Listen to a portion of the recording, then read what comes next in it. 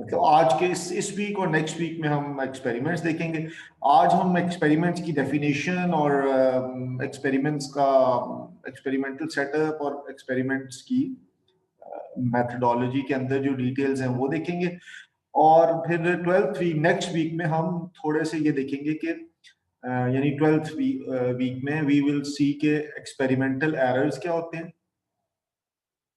ठीक है, और इसके लिए हमें कुछ एक दो केस स्टडीज और एग्जांपल्स देखनी पड़ेंगी। जाहिर है जब हम रियल एक्सपेरिमेंट्स देखेंगे तभी हमें पता चलेगा ना कि एक्सपेरिमेंटल एरर्स के अंदर क्या, and then we would be having basis to find out के जो पूरी कंस्ट्रक्शन है, यानी errors plus experimental validations control strategies. तो ये जो स्ट्रेटजीज हैं जिसमें हम कह सकते हैं कि जी एक्सपेरिमेंट्स को बेहतर करना, जिसमें जिसकी वजह से यानी एक्सपेरिमेंट्स में एरर्स ना आए, और स्ट्रेटजीज फॉर, हम उसको यूं कहते होते हैं कि स्ट्रेटजीज फॉर वैलिडेशन। यानी देखिए आपने एक एक्सपेरिमेंट किया, so you want to now have a system जिससे मैं उसके रिजल्ट्स जो है वो मान। जाहिर है आप एक तजर्बा करते हैं और अपने कंक्लूजन्स देते हैं कि मेरे जो भी हम देखेंगे कि how do you give those conclusions, and then you would ask कि जी मेरे ये रिजल्ट्स हैं। तो ये जो रिजल्ट्स हैं, validation of results, so we want to see कि जी इसकी स्ट्रेटजीज क्या है। तो ये दोनों चीजें हम करेंगे 12th वीक में, और आज हम जर्नली एक्सपेरिमेंट्स को देखेंगे, right. Then the 13th week we will learn about models, and we will have models की डेफिनेशंस और मॉडल्स की थ्योरी। ठीक है, and in the 14th week we will see modelling practices. यानी थ्योरी में काफी सारी प्रैक्टिसेस आ जाएंगी, और ये जो मॉडलिंग है इसका नाम मैंने रखा है कंप्यूटेशनल मॉडलिंग, क्योंकि आफ्टर ऑल आप सारे कंप्यूटर साइंस के लोग हैं। तो हमें जो आइकॉनिक मॉडल्स हैं या स्केल मॉडल्स हैं या बड़े बड़े कंस्ट्रक्टिव जो इस किस्म के मॉडल हैं जिनमें हमें लैब्स चाहिए होती हैं और बड़ी, वो मॉडल हमारे लिए इतने इंटरेस्टिंग नहीं है। हमारे लिए इंटरेस्टिंग मॉडल्स हैं जो कंप्यूटेशनल मॉडल्स हैं, यानी जो कंप्यूटर्स के ऊपर बन सकते हैं, जिनके लिए मैथ्स, जाहिर है एक मैथ्स उनकी बेसिस है, and then you program them. तो आई थिंक ये आपके लिए फॉर आवर ऑडियंस जो भी हम बात करें उस हिसाब से एक वीक में थ्योरी कवर हो जाएगी, एंड सेकेंड वीक में we will have another lecture on model, जो कि कंप्यूटेशनल प्रैक्टिसेस होंगी, मॉडलिंग के मेथड्स होंगे, राइट। क्योंकि मेरा ख्याल है कि ये हमें पढ़ लेनी चाहिए। And then 15th week we will have statistical reasoning.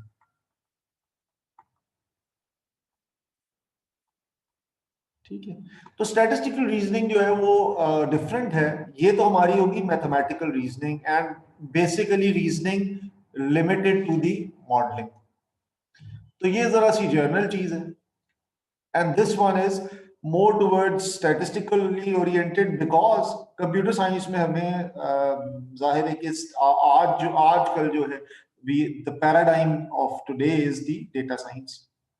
तो हमें ये अंदाजा होना चाहिए जनरली कि डेटा साइंस की बेस पे जो हम रिजल्ट्स क्लेम्स करते हैं, क्योंकि डेटा साइंस देखिए इस तरह तो नहीं करती ना कि you don't have a experimental setup in a sense कि यू हैव टू सिमुलेट और एनालाइज और based upon the data draw some conclusions. और आपको पता है कि आप डेटा से कंक्लूजन निकालने का बात समझ चुके हैं, यानी that is basically drawing inferences. तो जाहिर है आप डेटा की बेस पे या तो डिडक्शंस करेंगे या आप इंडक्शंस करेंगे, राइट। इसी तरह मैथमेटिकल मॉडलिंग में भी आप उन मॉडल्स को भी यूज करेंगे इस डेटा के लिए, तो your conclusions will be statistical. तो इसमें ज्यादा बहरहाल इंडक्शन ही, राइट। तो हमारे पास ये जो स्टैटिस्टिकल रीजनिंग है, this we would spend 1 week, and then if we are left we would see hypothesis testing, statistical testing, statistical hypothesis, यानी इसको हम फॉर्मल हाइपोथेसिस टेस्टिंग कहते हैं। और अगर हमारे पास 16th week is the exam week, तो then we will not study this and we will stop here, right. तो ये हमारा वो होगा। I had actually plan 2 more lectures on, मैंने पहले किए थे साइंटिफिक राइटिंग पे, और Secondly, we had a point on ethics. तो ये दोनों मैं उसको अब आई माइंड सब्ट्रैक्ट, इनको मैं नहीं पढ़ा रहा बिकॉज राइटिंग जो है वो हमने कुछ हद तक की भी, लेकिन हम साइंटिफिक राइटिंग के लिए वी कैन हैव वर्कशॉप्स, आप रिसर्च मेथोडोलॉजी और इन सब्जेक्ट्स में इसको बहरहाल पढ़ लेंगे.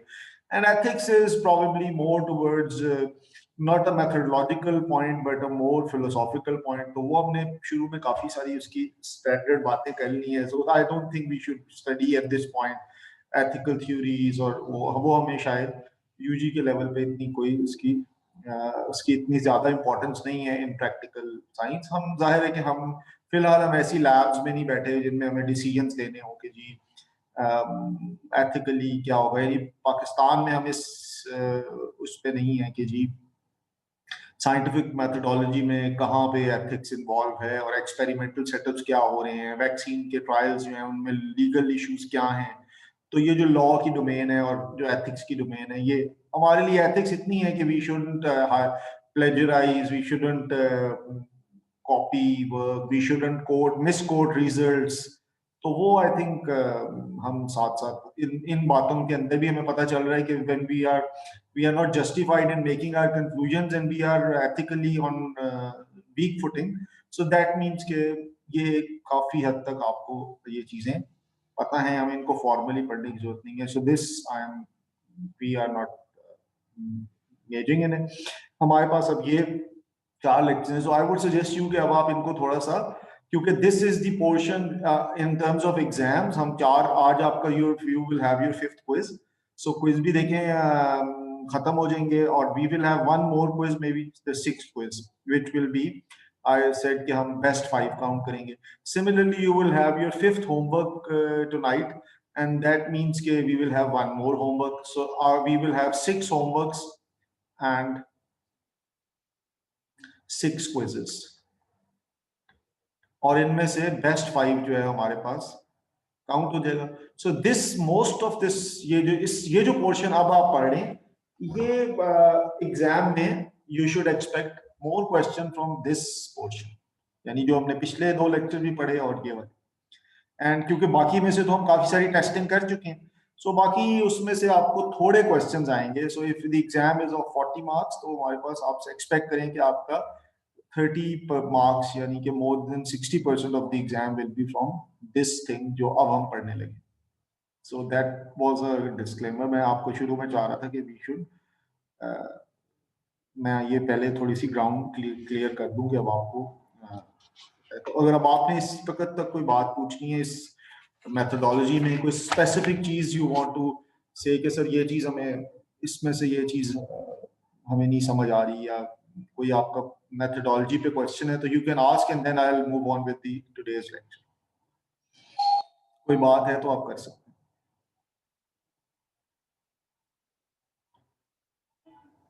सर जी सर ये फाइनल का सर वेटेज भी हम ये बात पहले पढ़ रहे थे कि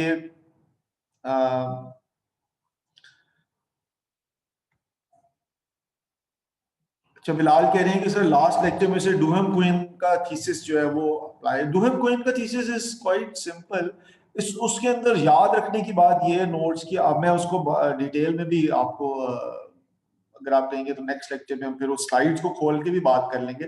लेकिन डूहम क्वीन बेसिकली ये कहते हैं, यानी बेसिक में आपको उनका उनका नट शेल बता रहा हूँ, राइट, टू आंसर बिलाल्स क्वेश्चन, कि उनका थीसिस ये है कि आप जब हमने क्या बात की थी कि वी हैव ए हाइपोथेसिस, और हम उस हाइपोथेसिस को के ऊपर कुछ बात करते हैं. यानी बात क्या करते हैं कि हम देखते हैं कि वो हाइपोथेसिस क्या इंप्लीकेशंस देता है. सो जो वो इंप्लीकेशंस देता है, हम उसके बाद उनके इंप्लीकेशंस को टेस्ट करते हैं. ऐसे ही था ना. और टेस्ट करके हम बताते हैं कि जी ये इम्प्लीकेशंस जो हैं ये आधे राइट और आधे नॉट राइट. तो यही टेस्टिंग जो है ये तो हम आज पढ़ेंगे ना, यही तो वो एक्सपेरिमेंटेशन है. लेकिन क्विन और डूहम ये कहते हैं कि जब आप ये कर रहे होते हैं, तो देखिए आपने तो एज्यूम कर लिया एच. मिसाल के तौर पे आप देखें आपने एच क्या किया, मैंने आपको 4 कार्ड्स दिखाए, और हमने इन 4 कार्ड्स की बेस पे यानी ये कार्ड्स थे ना उस दिन 5, 8 और रेड और ब्लू, यही था। इसकी बेस पे हमने देखे हमने इनको सामने रख के एक हाइपोथेसिस लिया कि जी ई इंप्लाइज आर, और अब हम इसको फॉल्सिफाई करने बैठे हैं। अब हमने इसकी इंप्लीकेशंस देखी कि इसकी इंप्लीकेशंस क्या हैं, जिनको हमने सी कहा था, इंप्लीकेशंस का सेट सी। और वो जब इंप्लीकेशंस हम निकालने बैठे, यही हमारा क्वेश्चन था इंप्लीकेशन निकालने, तो हमने देखा कि जी 4 कार्ड है। अब इसकी बैकग्राउंड में भी कई चीजें एज्यूम हो रही है, क्योंकि ये 4 कार्ड हमें नजर आ रही है। तो जो हम ये कहते हैं कि जी इधर आपने एक और छोटा सा एक हाइपोथेसिस रखा हुआ है कि आउट ऑफ 4 कार्ड्स, ये देखिए ये तो इसके अंदर छुपा हुआ है ना, ठीक है। फिर आपने ये कहा हुआ है कि कार्ड दूसरा एक और उसमें हाइपोथेसिस रखा हुआ है, 1 हो गया, ये अगर सर्च करें H0 था, तो फिर H2 भी रखा हुआ है। वो ये रखा हुआ है कि every card has a number on one side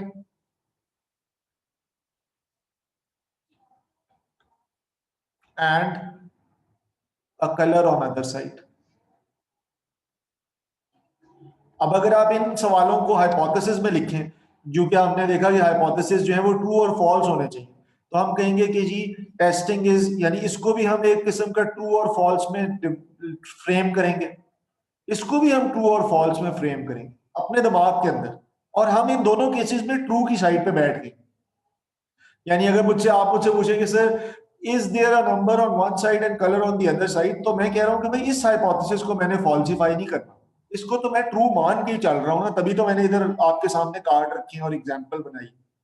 तो डुएम कोइन कहते हैं कि जब आप एक्चुअल हाइपोथेसिस टेस्टिंग या फ्रेमिंग करते हैं, तो इस हाइपोथेसिस के पीछे बैकग्राउंड में, which can be in literature, in your mind, in your आपकी कम्युनिटी की जो साइंटिफिक ट्रेडिशन है उसके अंदर, जैसे आप फिजिक्स के क्वेश्चंस करते हैं तो आप एज्यूम कर लेते हैं कि जी c इज इक्वल टू क्या है, स्पीड ऑफ लाइट क्या है,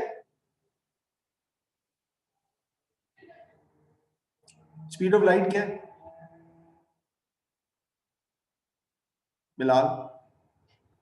3 into 10 raised power 3 into 10 power 8 8 पर सेकेंड। तो देखिए अब जब आप ये सवाल करते हैं, अब अगर मैं इसको हाइपोथेसिस की तरह फ्रेम करूं तो मैं कहूंगा जी speed of the light is 3 into 10 raised to power metre 8 metre per second, so either is this false और दिस इज ट्रू। लेकिन अगर आप इसको जाके विकिपीडिया और गूगल करेंगे ना, तो इसके अंदर हजारों बहसें हैं, क्या ये एग्जैक्ट इतनी है, क्या ये बदलती रहती है, इसके इसकी डिपेंडेंसीज क्या हैं, इसको कैसे मेजर किया गया है, ये सारी चीजें हम एज्यूम कर लेते हैं। और डुएम क्वीन कहते हैं कि आप लोग, हम ये कर देते हैं कि हम इस केस में कोई ना कोई एक पोजीशन लेके चल रहे होते हैं, यानी या तो हम इसको ट्रू मान रहे होते हैं, क्योंकि हम अगर इसको ट्रू ना माने तो फिर हम इस वाले के ऊपर नहीं आ सकते ना, ये हमारा इंटरेस्ट का एरिया फिलहाल फिलहाल तो हम इस पे काम करना चाहते हैं ना एज अ साइंटिस्ट।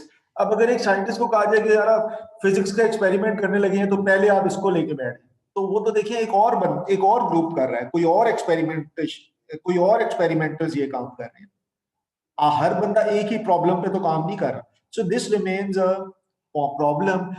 कोएन और डुहम ये कहते हैं कि ये जितने भी हाइपोथेसिस हैं H1 और H2, ये ऑक्सिलरी हाइपोथेसिस, ठीक।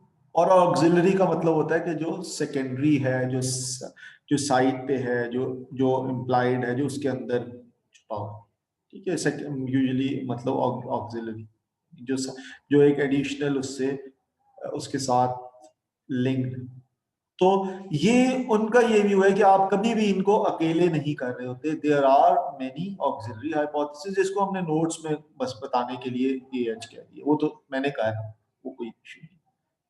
सो ये डुहम कोहेन का थीसिस है। और जाहिर है वो चैलेंज किस चीज को करता है, वो इस चीज को चैलेंज करता है कि जब मोडस टोलन जब से की मदद से जब आप इसकी रिजेक्शन करते हैं या फॉल्सिफिकेशन करते हैं, तो वो कहते हैं कि आप इसको तो फॉल्सिफाई कर रहे होते हैं यकीनन, लेकिन असल में आप इसको फॉल्सिफाई इसलिए कर सकें कि आपने ऑक्सिलरी हाइपोथेसिस के ऊपर भी कोई डिसीजन लिया।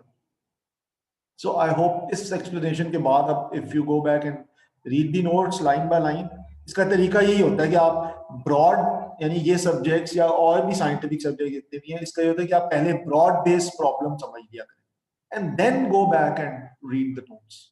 यानी जब भी आप एक पैराग्राफ पढ़ रहे हैं तो उसको नैरो करें कि जी उसकी बॉटम लाइन क्या है। बॉटम लाइन इज दिस, जो मैंने अभी आपको बताई, and now you go back and read the notes and then you can ask more questions कि सर इस लाइन में इसका ताल्लुक इस बात से क्या है। फिर आप इसको दोबारा से पढ़ लीजिए and you can come up, you can mail me the question और just you can ask in the next class. ठीक है बिलाल, आपको कुछ तो आई थिंक 80% आंसर तो मिल गया होगा। जी सर, सही, थैंक्स सर। ठीक है, क्योंकि अभी हमारे पास वो स्लाइड्स नहीं है, मतलब मैं फिर आपको उस तरह से बता देता, उसके ऊपर हम फिर दोबारा से आधा घंटा बात करेंगे।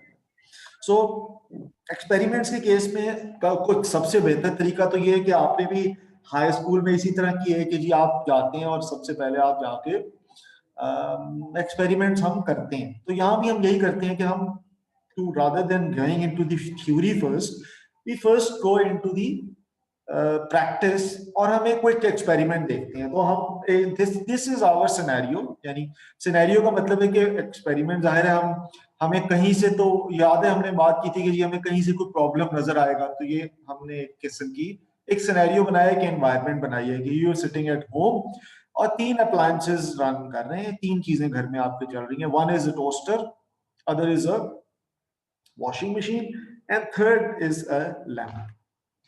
तो टोस्टर ऑन है, वॉशिंग मशीन ऑन है। रनिंग का मतलब ये है कि ये अगर इनकी हम स्टेट्स निकालें तो ये तीनों चीजें ऑन है, यानी ये आपको पहले से पता था।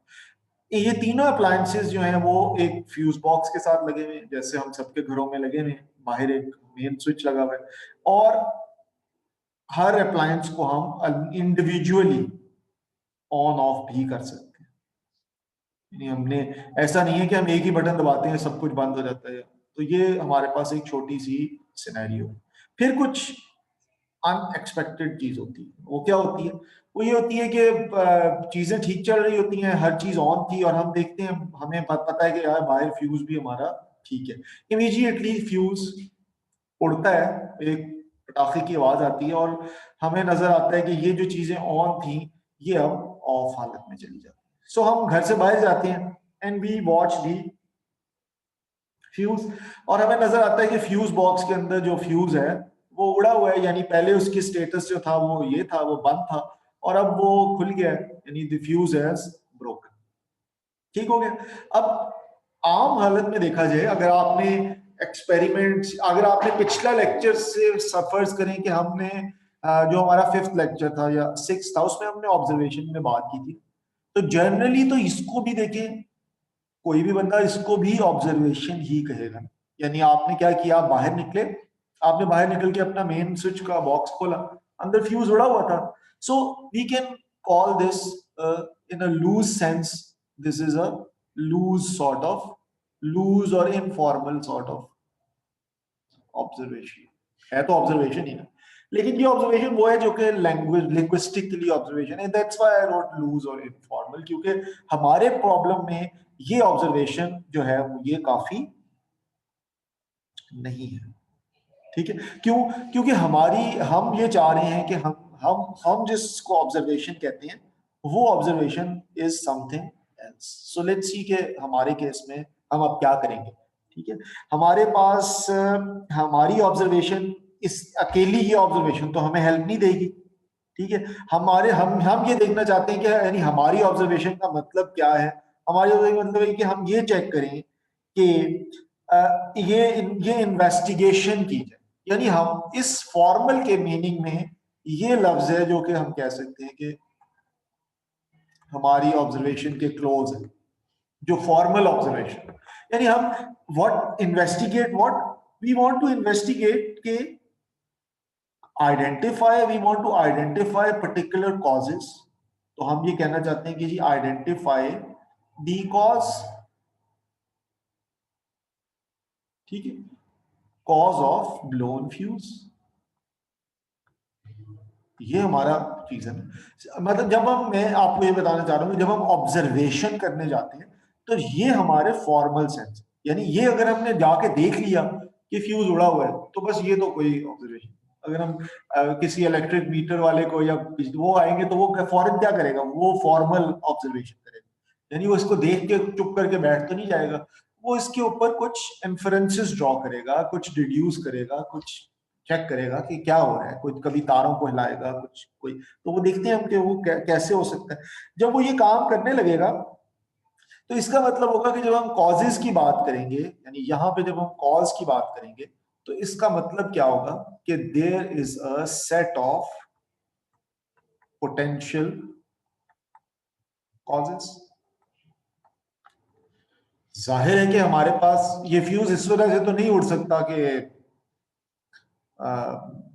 साथ वाले घर में कोई चीज उड़ गई, यानी इस तरह की बात तो हम नहीं कर सकते। हमारे घर के अंदर ही कुछ हुआ है, हमारे घर के अंदर जो भी चीज हुई है वो बिजली से रिलेटेड है, फ्यूज का ताल्लुक पानी से तो ऑब्वियसली नहीं है।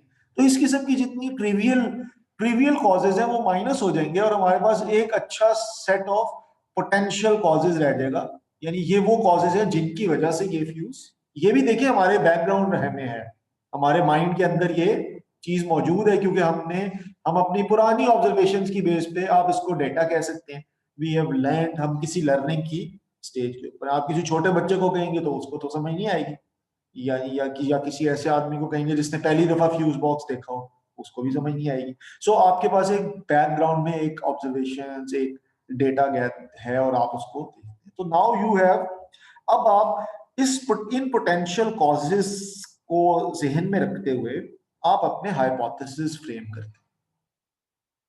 और आप लास्ट टाइम देखा है कि ये हमारा पहला स्टेप होता है, यानी एचडी मेथड में हमारा ये फर्स्ट स्टेप होता है।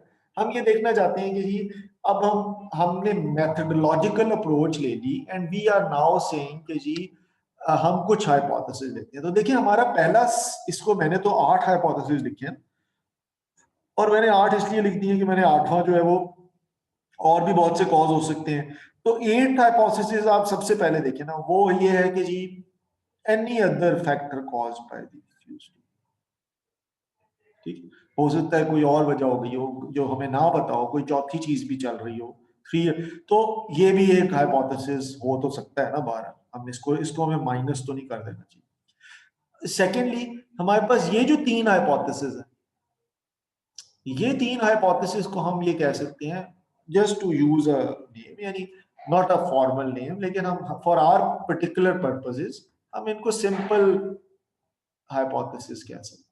क्यों सिंपल मैं इनको कह रहा हूं? मैं इनको सिंपल इसलिए कह रहा हूं कि इन सब में एक एक चीज को मैंने देखा, यानी इस केस में मैंने क्या कहा है, टोस्टर की वजह से फ्यूज उड़ा, इसमें मैंने कहा है कि वॉशिंग मशीन की वजह से फ्यूज उड़ा, और इसमें मैंने ये कहा है कि की वजह से फ्यूज उड़ा। तो देखिए मैं क्या कर रहा हूं, मैं असल में अपने वेरिएबल्स को आई एम बेसिकली डिसएंटैंगलिंग वेरिएबल्स।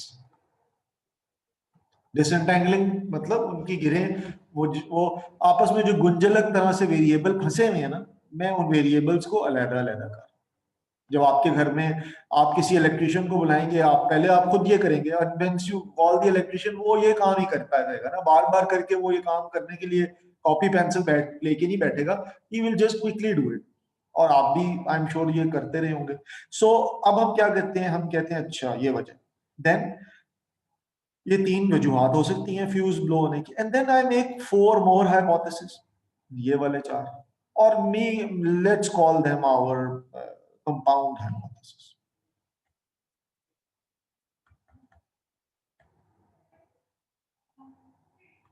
ठीक, क्यों? क्योंकि इसमें मैंने दो लेयर कर ली, toaster and washer jointly cause the fuse to blow. अब इसमें क्या हो सकता है, 3 ही चीजें हैं ना, ए बी और सी, तो या ए बी मिलके करेंगे या ए और सी मिलके करेंगे, ठीक है। तो A and B jointly cause the fuse to blow, and then A and C jointly cause the fuse to blow, and then B and C. तो हमारे पास 3 ये आ गए जॉइंट, और फिर एक और भी बनना चाहिए कंपाउंड, वो ये कि ए बी और सी तीनों ने मिलके फ्यूज को, तो अब देखें हमारे पास ये जो हाइपोथेसिस का क्वेश्चन बना है, इसके अंदर कुछ पोटेंशियल कॉजेस शायद अभी भी बन जाए। अब इसमें मैं शायद कह रहा हूं, यानी this is a speculative thing, यानी मैंने इसके ऊपर एक, मुझे शक है, मैं रूल आउट नहीं करना चाहता कोई और factor, may be there are some other factors. मुझे आके अंदर से मेरा बेटा बताए कि बाबा अंदर जो है ना वो एक मैंने जो है स्त्री भी चल रही थी, ठीक है, तो मे बी मुझे थोड़ी देर के बाद ये बात पता चले, मुझे इमीडिएटली ये बात ना पता हो। कोई कहे कि जी अंदर हमने गलती से जो है वो जो है वो फलां जगह पे यूपीएस के स्विच में हमने ये चीज लगा दी, हीटर लगा दी। सो ये हम कहते हैं कि यार फिलहाल तो डेटा वी हैव। सो यहाँ पे कई चीजें नजर आ रही है। पहली चीज ये नजर आ रही है कि कुछ बैकग्राउंड डेटा था जिसकी बेस पे ये हाइपोथेसिस बने हैं। कुछ ये पता चल रहा है कि कुछ जहन में हमारे वेरिएबल्स थे जो वेल नोन थे, उस डेटा की बेस पे हमने उनको डिसएंटेंगल किए और हमने उनकी methodological reconstruction करके कुछ linkages draw किए so that we are able to formulate several hypotheses and now we have 8 hypotheses. So अगर आप HD मेथड का पहला मेथड देखें तो अब आपने उसमें उस मेथड को अगर जहन में लाएं तो अब हमने अगला स्टेप क्या करना होता है, हाइपोथेसिस जब हमारे पास आ जाता है, कौन बताएगा?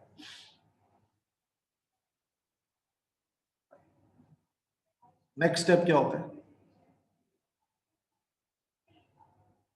सर इम्प्लीकेशन क्या होता है? यस तो देखिए अब हमने देखना है कि पहला बात तो ये है कि हमारा सवाल ये हो गया कि how would you go about deciding the implications of each hypothesis. जाहिर है कि हर हाइपोथेसिस की कुछ इम्प्लीकेशंस होंगी। अब हमें पता है कि इम्प्लीकेशंस इसके अंदर हिडन है, यानी हमें पता है कि टोस्टर, अगर हम इस हाइपोथेसिस को ले लें तो इसकी इम्प्लीकेशन ये है कि अगर टोस्टर को ऑन किया जाएगा तो फ्यूज जो है वो उड़ जाएगा। यानी अगर देखें, अगर टोस्टर की वजह से फ्यूज उड़ा हो, इसका मतलब है कि अगर कोई मसला हो गया ना, टोस्टर में कोई शॉर्ट सर्किटिंग है या टोस्टर का कोई इश्यू है, तो इसका मतलब क्या हुआ? इसका मतलब है कि टोस्टर ने को मैं ऑन करूंगा या उसको इस्तेमाल करूंगा या तो उसकी वजह से फ्यूज उड़ना चाहिए। तो this is one of the implications. तो इनकी इम्प्लीकेशंस तो देखिए ना इसके अंदर ही नोन है, यानी हमने हाइपोथेसिस को, फॉर आवर एग्जांपल, हाइपोथेसिस है ही इतने अच्छे फ्रेम हो गए में और इतने अलग-अलग होके आर्ट हो गए कि हर एक की इम्प्लीकेशन उसके अंदर ही नजर आ रही। जो कार्ड्स वाली एग्जांपल थी उसके अंदर हमें हमारी इम्प्लीकेशन निकालना, आपने देखा कि वो ट्रिकी था, क्योंकि हमारे पास हमें उसके अंदर निकालने के लिए हमें ये कहना पड़ा था कि E implies R and implication is this, so not E और not, ये वाली बात हमें याद है पूरी, एक उसके ऊपर हमें आधा घंटा बात करनी पड़ी। इधर कंपैरेटिवली चीज सिंपल है क्योंकि सामने नजर आ रही है और हमारी ऑब्जर्वेशन जो है, हमारे इन्वेस्टिगेशन के लिए हमने पहले ही इस जगह पे ऊपर काफी काम कर, यानी अब हमने बजाय इसके कि हम एक ही हाइपोथेसिस लिखते और कहते कि जी समथिंग हैज कॉज्ड समथिंग, अगर हम एक हाइपोथेसिस लिखते कहते something out of toaster washer and lamp has caused how toaster washer and lamp has caused the fuse to blow, तो फिर देखिए मुझे implications उस सब की निकालनी पड़ती। मैं कहता अच्छा तो ये सारे hypothesis, इनमें से कुछ चीजें मुझे implication की तरह लिखनी पड़ती, set of implications। अभी हमने क्या किया, हमने बिकॉज हम एक्सपेरिमेंट्स देखना चाह रहे हैं तो हमने हाइपोथेसिस ही को अलग कर, तो इससे आपको नजर आ रहा है कि इम्प्लीकेशंस और हाइपोथेसिस के अंदर कभी कभी आप हाइपोथेसिस ऐसे भी फ्रेम कर सकती हैं कि उनकी इम्प्लीकेशन ही उनकी लैंग्वेज के अंदर hidden, depends on the problem. तो ये लैंग्वेज ही अपने अंदर इम्प्लीकेशंस को, अब हमारा मकसद क्या है? अब हमारा मकसद ये है कि इसकी इम्प्लीकेशंस के बारे में डिसाइड किया है। डिसाइड से मतलब ये है कि हम ये देखें कि वो इम्प्लीकेशंस जो हैं वो टेस्ट करें, और फिर जब हम उन इम्प्लीकेशन को टेस्ट कर लें तो फिर we should be able to falsify और कंफर्म ईच हाइपोथेसिस।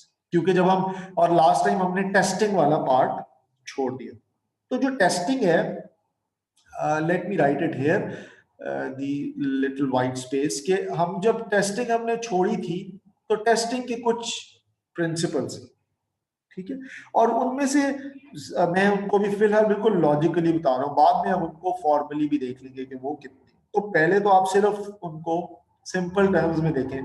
तो पहली चीज क्या होगी, आपने टेस्ट करना है। टेस्ट करने के लिए आपको क्या करना है? ठीक है, आपको सबसे पहले कंट्रोल एस्टैब्लिश करना।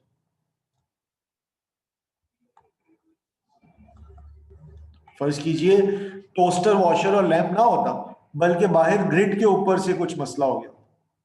यानी ग्रिड से मतलब है जो ग्रिड तो बहुत पीछे है, यानी आपका जो ट्रांसफार्मर है जो आपकी गली में लगा हुआ है उसके ऊपर कोई मसला हो गया होता, तो can you go and establish control over the transformer? Obviously not. Then you have to bring an experimenter जो उस ट्रांसफार्मर पे कंट्रोल एस्टैब्लिश कर सकता है। जाहिर है कि वो वापडा का बंदा होगा, है ना। यानी हमें हमें इलेक्ट्रिक कंपनी से बंदा बुलाना पड़ेगा ना, because we are unable to test this thing. तो आप देख रहे हैं कि ये बड़ी बेसिक सी बात है, लेकिन establishing control is a problem. यानी हम अभी इस केस में क्या है, टोस्टर, वॉशर और लैंप पे तो हमारा कंट्रोल है, हम अंदर जा सकते हैं, टोस्टर के सबको भी छेड़ सकते हैं, वॉशिंग मशीन को भी और लैंप को। तो पहला सवाल ये है कि जी हम कंट्रोल करते हैं। उसके बाद जब हम कंट्रोल एस्टेब्लिश कर लेते हैं तो हम क्या करते हैं, हम इंटरवेंशन। ठीक है जी। इंटरवेंशन क्या होती है? इंटरवेंशन मतलब होता है बीच में दाखिल होना, अंदर छेड़छाड़ करना।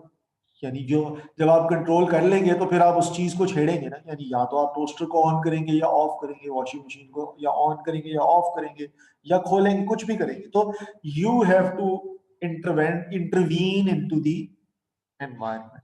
यानी किस चीज पे आप इंटरवेंशन करेंगे? इंटरवेंशन करेंगे आप अपने target variable. What is your target variable?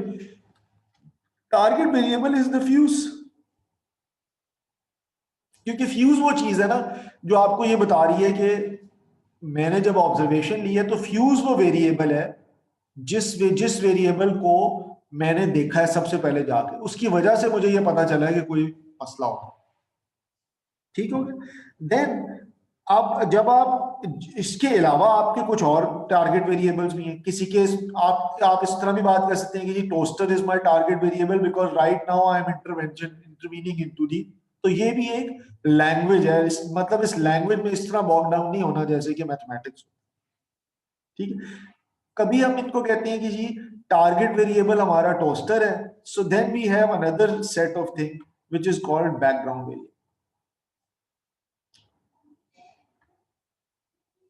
ठीक। तो अगर हमारा टारगेट वेरिएबल फ्यूज है तो बैकग्राउंड वेरिएबल को भी तो हम देख रहे हैं, अभी हम आगे देखेंगे। सो ये कुछ लैंग्वेज है। पहली कंट्रोल एस्टेब्लिश करना, दूसरी इंटरवेंशन करना। और इंटरवेंशन दो किस्म के वेरिएबल्स में करना। इंटरवेंशन भी लिख सकते हैं, और पहले मैं इसको एक दफा याद है मुझे कि मैं इसको मैनिपुलेशन भी कहता हूँ, कहीं पे हमने मैनिपुलेशन की भी बात की, यानी मैनिपुलेट करना। तो हम इंटरवेंशन और manipulation into the target variable and the looking at the background variables as. तो अब हम इसको थोड़ा सा इस सारी जबान को अलग-अलग करके देखेंगे फॉर्मली कि क्या हो। सो फॉर्मल ऑब्जर्वेशन ये थी कि फ्यूज उड़ गया था यकीनन। तो हमने क्या किया, हमने कंट्रोल के लिए थोड़ी सी मैनिपुलेशन की एंड वी वेंट देयर। और हमने क्या किया कि हमने तमाम चीजों को एक दफा ऑफ कर दिया। यानी हमने इसको भी ऑफ कर दिया, इसको भी ऑफ कर दिया और इसको भी ऑफ कर दिया। पिछले केस में हमें ये सब कुछ ऑन था जब फ्यूज उड़ा। तो हमने सबसे पहले एस्टैब्लिश कैसे किया कंट्रोल? हम बाहर गए, हमने देख लिया, हमने कहा ठीक है, फ्यूज को हमने वापस ऑन कर दिया, यानी इसको हमने ऑन कर दिया दोबारा से। ठीक है। और अंदर की सब चीजें ऑफ कर। अब ये भी हो सकता था कि आप बाहर जाके ऑन करें, वो दोबारा से कड़प करें, ऐसे भी होता है ना, आपने कई दफा देखा हो। तो आपने कहा अच्छा, आपने अंदर पूछा भाई क्या क्या चल रहा है, पता था आपको, पता चल गया ये तीन चीजें चल रही हैं। आप अंदर गए, सब कुछ ऑफ किया और फ्यूज को ऑन किया। अब फर्ज करें सब कुछ ऑफ हालत में है और आप फ्यूज को ऑन करते हैं, लेकिन फ्यूज फिर से उड़ जाता है। ठीक है। अगर ऐसा हो जाता है तो इसका मतलब है कि ना तो टोस्टर का कोई ताल्लुक है, ना वॉशिंग मशीन का, ना लैंप का, ना ही इनका जॉइंटली कुछ हो सकता है, क्योंकि ये तो सबके सब बंद है इस वक्त। सो दैट मीन्स के you have basically reach your this hypothesis कि फिर तो आपको ये पता ही चल गया ना, यानी ये सारे हाइपोथेसिस पहली दफा ही फॉल्सिफाई हो गए।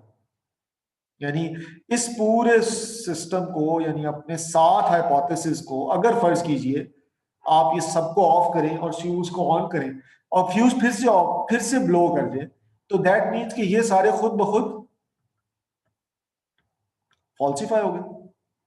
And there is something else like a wiring problem may be, या कुछ और इशू है जिसकी जो कोई, या कोई और चौथी चीज है जो आपको नहीं पता।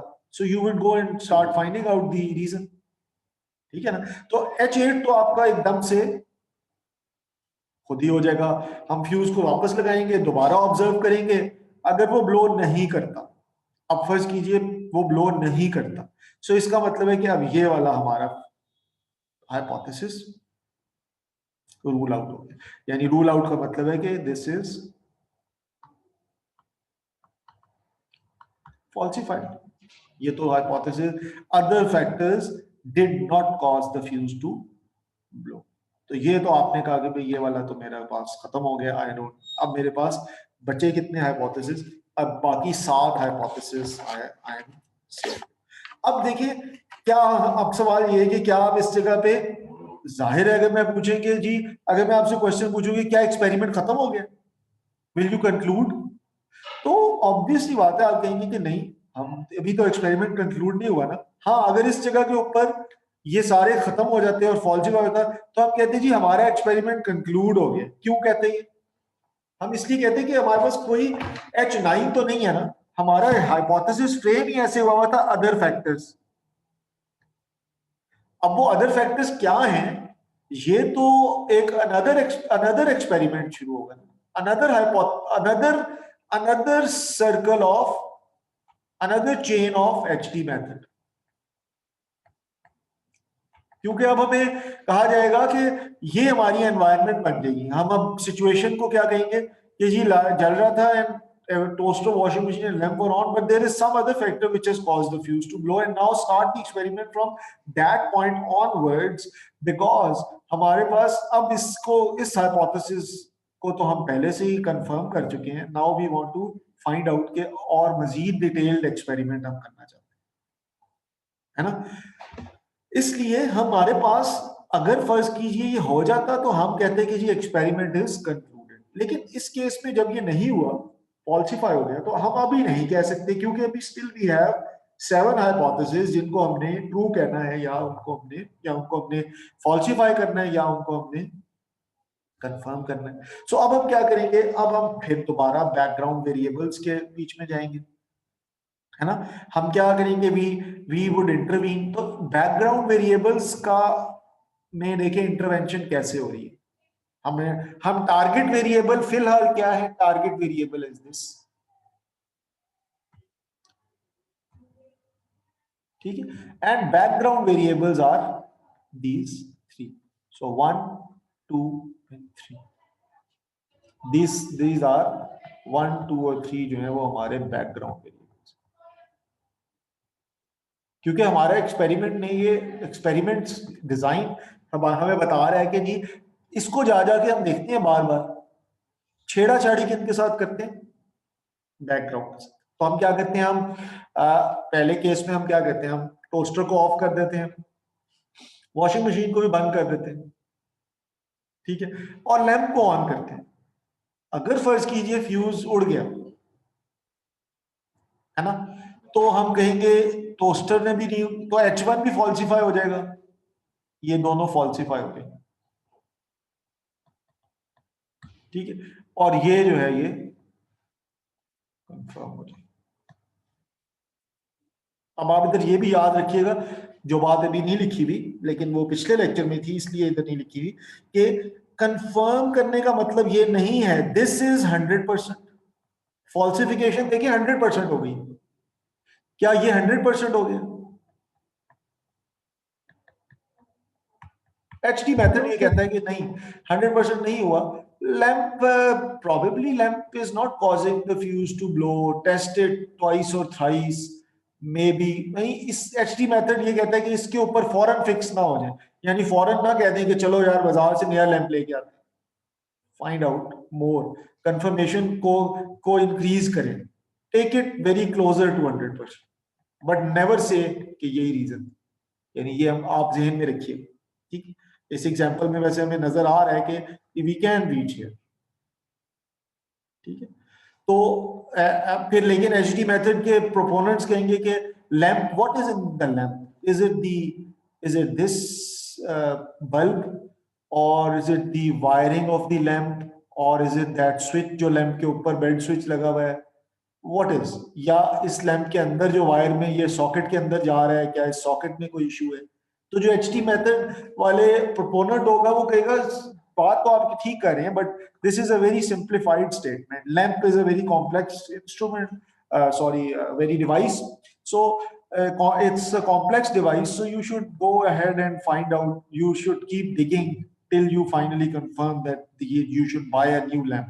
Because देखिए confirmation के साथ हमारे फिर ये जुड़ी हुई है ना चीज, एक cost जुड़ी हुई, and that cost is of the new lamp. You have to go back and buy a new lamp.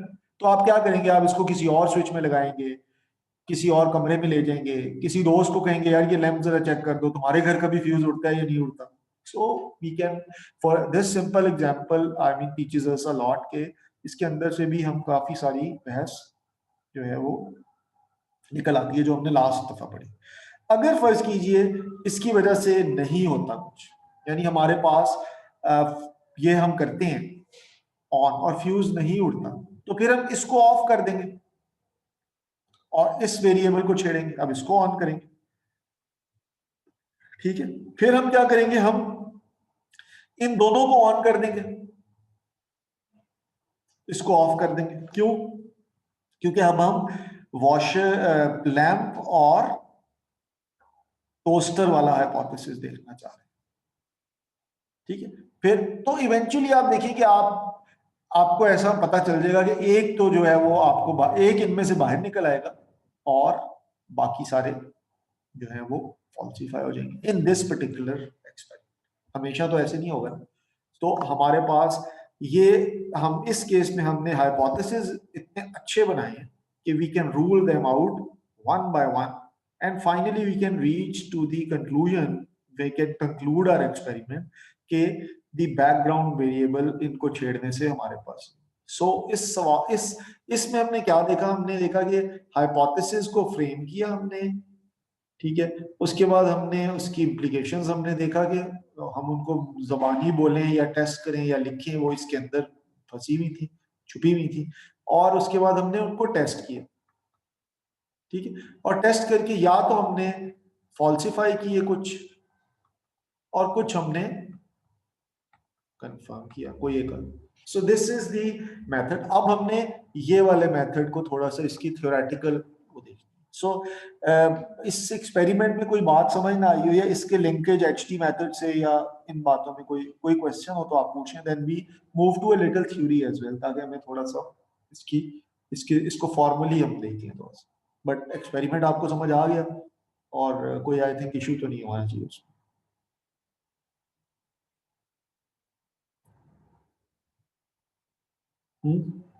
कोई सवाल तो नहीं?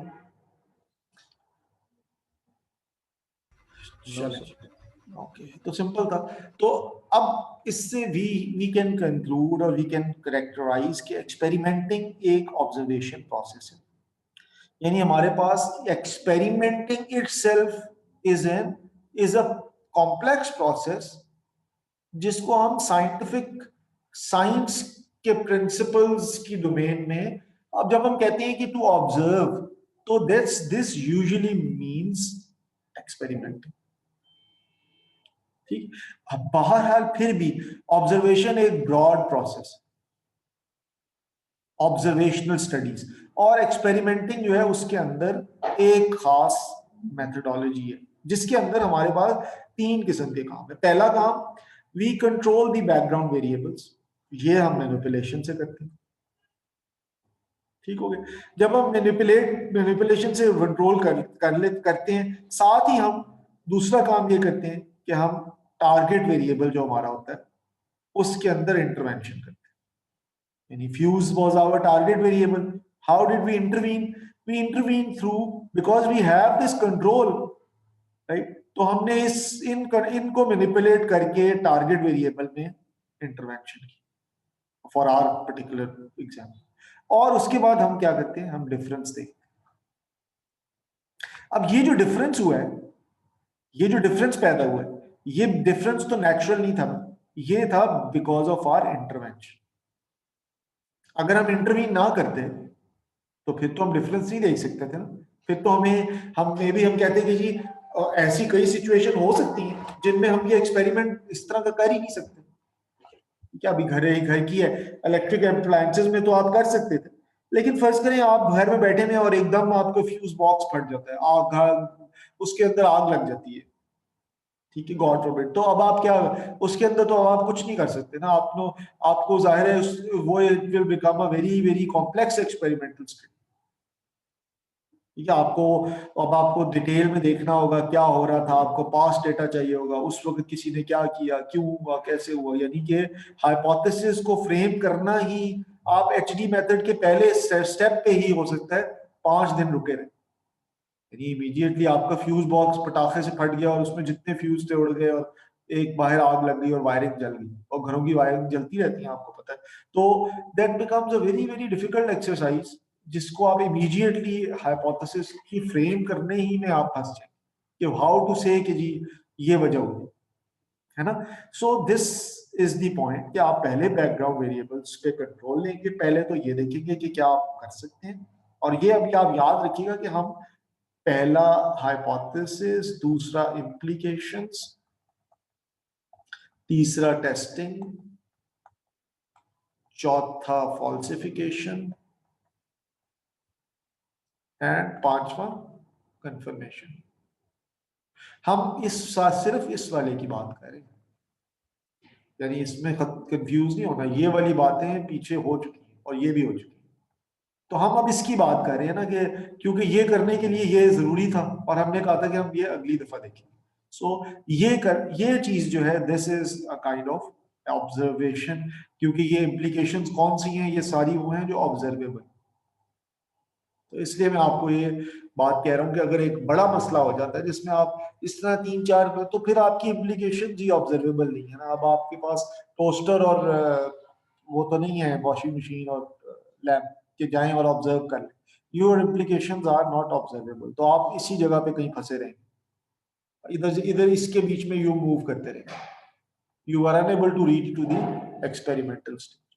So ये इसके 3 कैरेक्टरिस्टिक फीचर होते हैं, यानी हम reiterate way control of background variables, target variable में intervention, and because of intervention there is some difference, और वो difference हम देखना चाहते हैं।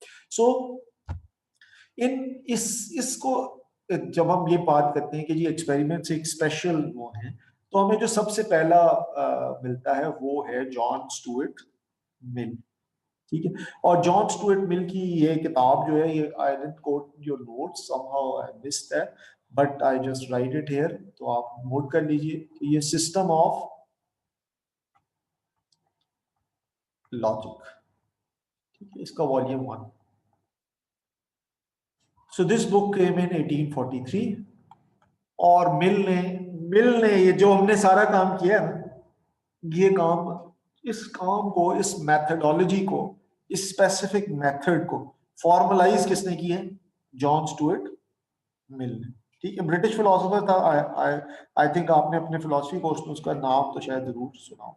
सो इसमें अब क्या होता है, मिल कहते हैं कि जी मिल के अगर हम मेथड को जनरलाइज्ड फॉर्म में देखें, और you can keep relating it to your example, तो मैं वो ही सेज कि सबसे पहले तो आप ये देखते हैं कि जी you start with the question, और वो पहला क्वेश्चन क्या होता है कि एक फिनोमेना ई हुआ है, ये फिनोमेना ई कहां से आया? ऑब्वियसली ऑब्जर्व हुआ है।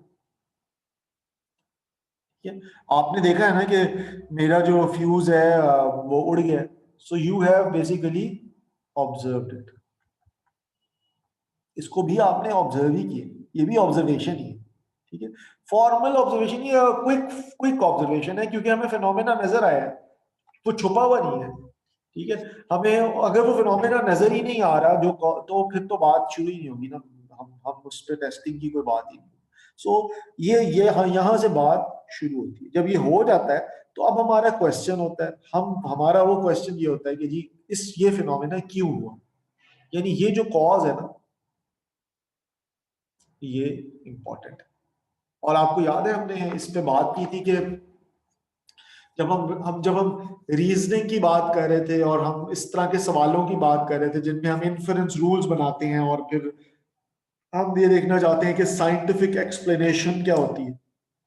तो आपको याद है मैंने कुछ एग्जांपल्स लिखी थी और मैंने आपको ये कहा था कि जो एक्सप्लेनेशन है ना, एक्सप्लेनेशन, उसमें मैंने ये कहा था कि वो वाई में होती है ना।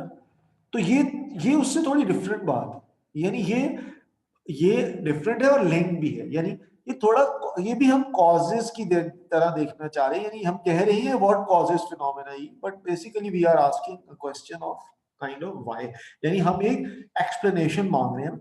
हम कह रहे हैं कि what is the scientific explanation that the fuse has blown, and when we start doing that, to explain that thing, we move to the, हम एक हाइपोथेटिको डिडक्टिव फ्रेमवर्क में चले जाते हैं।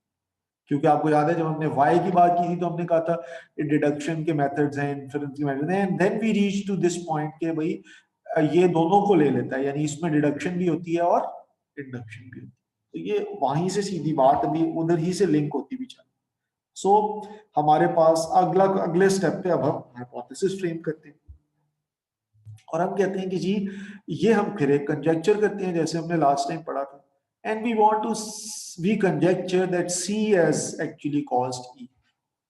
C implies E. इसका मतलब क्या है कि मैं ये कह रहा हूं कि भाई हम अगर हमारे पास ये एक इन्फॉर्म गेस होता है, जो हमने लास्ट टाइम भी कंजेक्चर की बात की थी, तो एक इन्फॉर्म गेस है कि तीन चीजें चल रही थी, कोई there is a factor C and that can be a toaster, it can be a lamp और it can be a washing machine.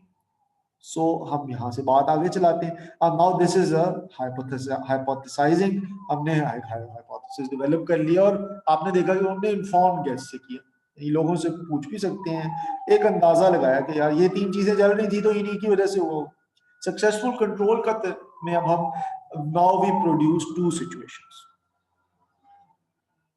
ठीक है, तो ये सक्सेसफुल कंट्रोल क्या है, ये कंट्रोल किस चीज के ऊपर है, ये कंट्रोल है बेसिकली बैकग्राउंड वेरिएबल्स के ऊपर।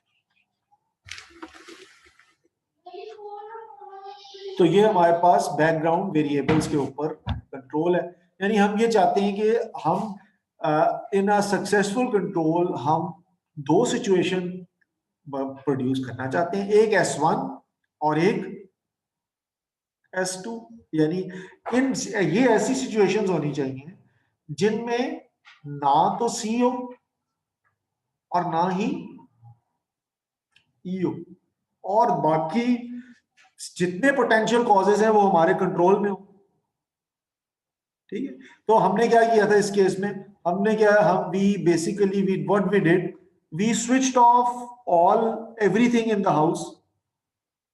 ठीक है, तो हमने बेसिकली क्या इस काम के लिए क्या किया था, वी स्विच ऑफ एवरीथिंग, जो भी हमारे घर में चीजें ऑन थी वी स्विच देम ऑफ।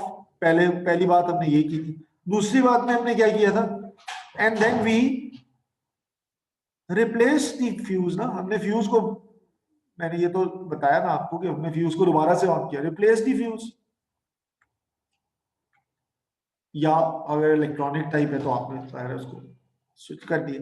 तो ये वो काम क्या है, आप ये करने के लिए क्या करना चाह रहे हैं, आप ये चाह रहे हैं कि मैं उसको वापस हालत में ले आऊं ना, ताकि मैं दोबारा से C की E से रिलेशनशिप देख सकूं, यानी I want to reproduce this phenomena. अगर अब दोबारा फ्यूज उड़ ही नहीं रहा, मैं ऐसे भी कई दफा होता है, मैं फ्यूज को, आप देखते हैं आप फ्यूज को ऑन कर देते हैं, अब दोबारा से वो नहीं उड़ता, तो बस बात खत्म होगी ना, फिर तो अब कुछ नहीं किया जा सकता, इट्स अ मिस्ट्री कि वो क्यों फूटा, राइट। यानी वी कैन नॉट हाइपोथेसाइज, हमारे लिए तो वो एक मिस्ट्री है, एक पुरस्कार बात है, बस उड़ गया था, कुछ ऑन हुआ होगा, बट वी कांट नाउ से कि क्या हुआ, because we are unable to, this control is unsuccessful, the phenomena is not reproduced, दोबारा से वो चीज नजर ही नहीं आई, तो अब उसको फिर उसके कॉजेस के ऊपर तो बात ही की नहीं जा सकती, वो बात ही फजूल होगी। ये तो तभी होगा जब आप श्योर हैं कि ये फिनोमेना बार बार होता है। तो यहाँ से ये बात याद रखिए कि जो रिकरिंग फिनोमेनास थे, के भी एक्सप्लेनेशन में हमने देखा था कि फिनोमेनास की क्या इंडिविजुअल अकरेंस है, क्या फिनोमेना जो है वो रिकरिंग है, क्या फिनोमेना जो है इनवेरिएबल है। ये वाली बातें ये सारी आपने अभी जहन में रखनी। Then we intervene into this system. अब हम इंटरवेंशन करते हैं। इंटरवेंशन किस चीज के अंदर हम करते हैं? जाहिर है हम एक्टिवेट करते हैं सी को, यानी हमारे पास जो हमारा कॉज है, यानी जिसकी वजह से हम कह रहे हैं कि ये काम हुआ है, हम उसके अंदर इंटरवीन करते हैं। तो लेकिन हम इंटरवीन इस तरह नहीं करते कि हम S1 में तो इंटरवीन करते हैं, S2 को हम इंटरवीन नहीं करते। ठीक है, तो ये इस जहन को आप इसको यूं देख लें कि आप एक चीज को तो ऑफ करते हैं, दूसरी चीज को ऑफ नहीं करते। फिर हम डिफरेंस चेक करते हैं। हम ये देखते हैं कि इस सिचुएशन में जिसमें लैंप ऑन होता है फ्यूज उड़ता है, जिसमें टोस्टर ऑन होता है उसमें फ्यूज नहीं उड़ता। ये हमारी ऑब्जर्वेशन है। तो हमें वहां पे ये जगह हमने ढूंढी, यानी हमने बहुत सारी सिचुएशंस, ये तो मिल तो हमें जर्नलाइज मेथड आया, लेकिन हमने S1 S2 हम बदलते रहे। यानी हमने पहले फ्यूज को छेड़ा, फिर हमने दो सिचुएशंस कौन सी रखी, हमने फ्यूज रखा और हमने लैंप रखा और नॉट लैंप रखा, हमने जो वॉशिंग मशीन रखी और नॉट रखी, हमने टोस्टर रखा और नॉट टोस्टर, हमने फिर जॉइंटली तीनों चीजों को देखा। तो that's how we keep changing the situations and find out कि किस जगह पे ई दोबारा से होता है और वो किस सिचुएशन के अंदर होता है। ये डिफरेंस के अंदर हम देखते हैं। अब देखें, हमारे पास पांचवें स्टेप में हमारे पास ये इन्फरेंस आ जाती है कि मतलब फिफ्थ स्टेप से जो ऑब्जर्वेशन ऑफ डिफरेंस है, उससे हम ये देखते हैं कि इससे हम ये इन्फरेंस ड्रॉ करते हैं कि S1 में कुछ हुआ,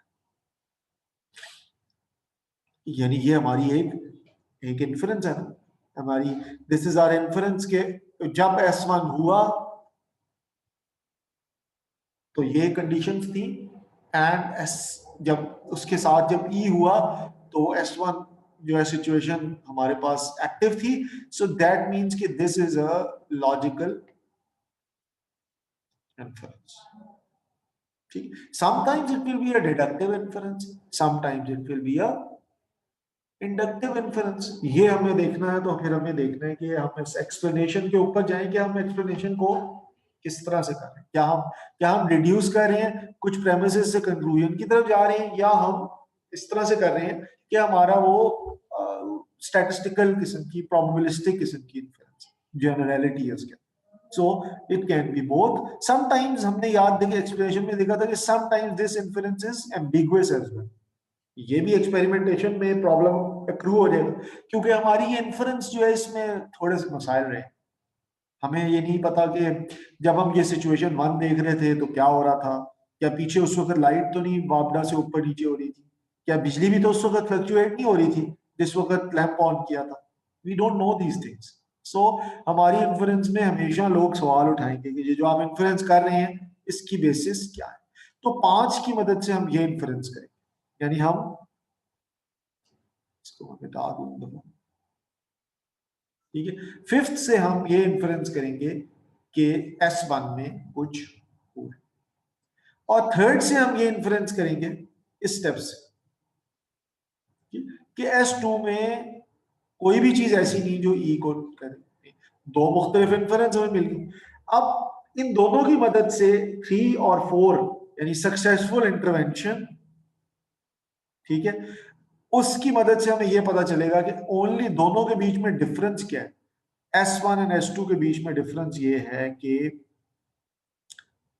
C और E उन दोनों के बीच में फर्क है। यानी एक केस में हमारे पास हम कहते हैं कि E हुआ और साथ ही C भी हुआ था, और दूसरे केस में हम ये कहते हैं कि ना तो E, जाहिर है कि E हमें तो उस केस में नजर ही नहीं आया, तो उस केस में जो सी थे वो तो ई को कॉज नहीं कर सकते।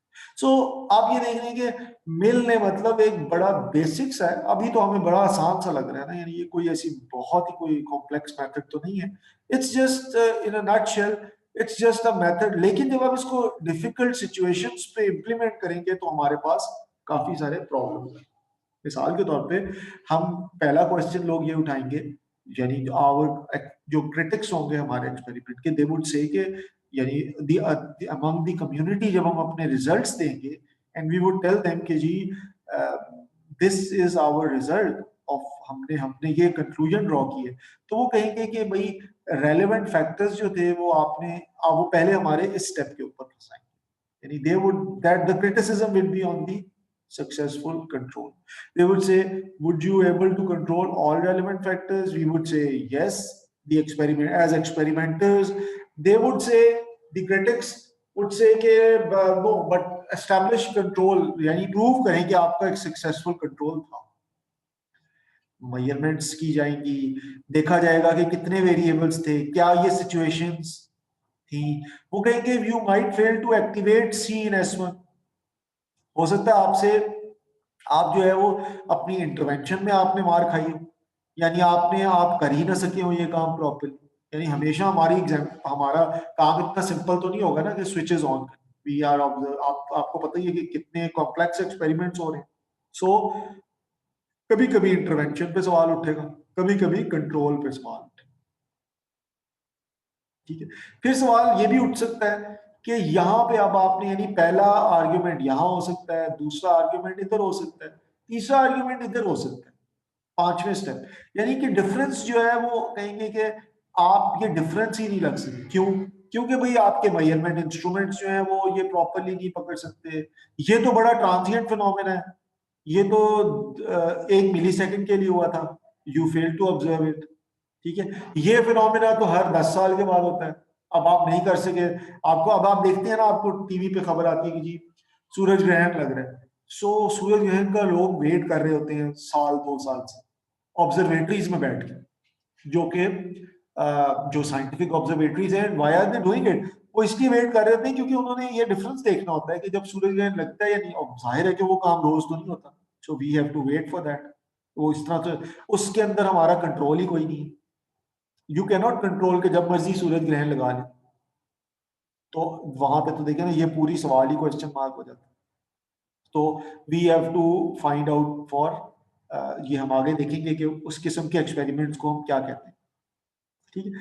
या एक प्रॉब्लम ये है कि ये तो बात अलग है कि हमारे ऑब्जर्वेशन कॉम्प्लेक्स, एक ये है कि यहाँ पे एरर